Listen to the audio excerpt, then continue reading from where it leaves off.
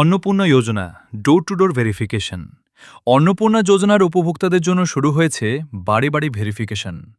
প্রশাসনের প্রতিনিধি আপনার বাড়িতে এলে কি নথি হাতে রাখতে হবে, কী ধরনের প্রশ্ন করা হতে পারে, পরিচয় ও ঠিকানা যাচাই কিভাবে হবে এবং ভেরিফিকেশনের সময় কোনো ভুল করলে আবেদন বাতিল হওয়ার আশঙ্কা রয়েছে। রাজ্যে অন্নপূর্ণা যোজনার আবেদনকারীদের জন্য শুরু হয়েছে বাড়ি বাড়ি গিয়ে তথ্য যাচাই বা ভেরিফিকেশনের কাজ। জেলা প্রশাসনের তত্ত্বাবধানে অঙ্গনওয়াড়ি কর্মীদের সহায়তায় এই প্রক্রিয়া দ্রুত সম্পন্ন করা হচ্ছে। প্রশাসনিক সূত্রে দাবি, ইতিমধ্যে কয়েক হাজার আবেদনকারীর বাড়িতে গিয়ে নথিপত্র যাচাই করা হয়েছে। নির্ধারিত সময়ের মধ্যে ভেরিফিকেশন শেষ হলেই যোগ্য উপভোক্তাদের ব্যাংক অ্যাকাউন্টে ৩,০০০ টাকা করে আর্থিক সহায়তা পৌঁছে দেওয়া হবে।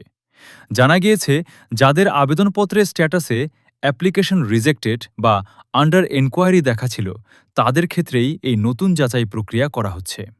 প্রশাসনের দাবি, শুধুমাত্র প্রযুক্তিগত ত্রুটি, নথির অসঙ্গতি বা কেওয়াইসি সংক্রান্ত সমস্যার কারণে কোনো যোগ্য আবেদনকারী যাতে সরকারি সুবিধা থেকে বঞ্চিত না হন, সে বিষয়টি নিশ্চিত করতেই সরকারি আধিকারিকদের বাড়ি বাড়ি গিয়ে এই পুনরায় যাচাই প্রক্রিয়া করার নির্দেশ দেওয়া হয়েছে। ভেরিফিকেশনের সময় সরকারি আধিকারিকরা আবেদনকারীদের বাড়িতে গিয়ে আধার কার্ড, ভোটার পরিচয়পত্র, ব্যাংকের পাসবই, মোবাইল নম্বর সহ আবেদনপত্রে ব্যবহৃত সমস্ত তথ্য মিলিয়ে দেখবেন। আবেদনে দেওয়া নথি খতিয়ে দেখতে প্রশ্ন করা হতে পারে আপনাকে। পাশাপাশি আবেদনকারীর আর্থিক অবস্থাও খতিয়ে দেখা হবে। সেই রিপোর্টের ভিত্তিতেই চূড়ান্ত সিদ্ধান্ত নেওয়া হবে তিনি প্রকল্পের সুবিধা পাওয়ার যোগ্য কিনা। একই সঙ্গে অফলাইনে জমা পড়া আবেদনগুলিকেও ডিজিটাল পোর্টালে আপলোড করা কাজ দ্রুত চলছে।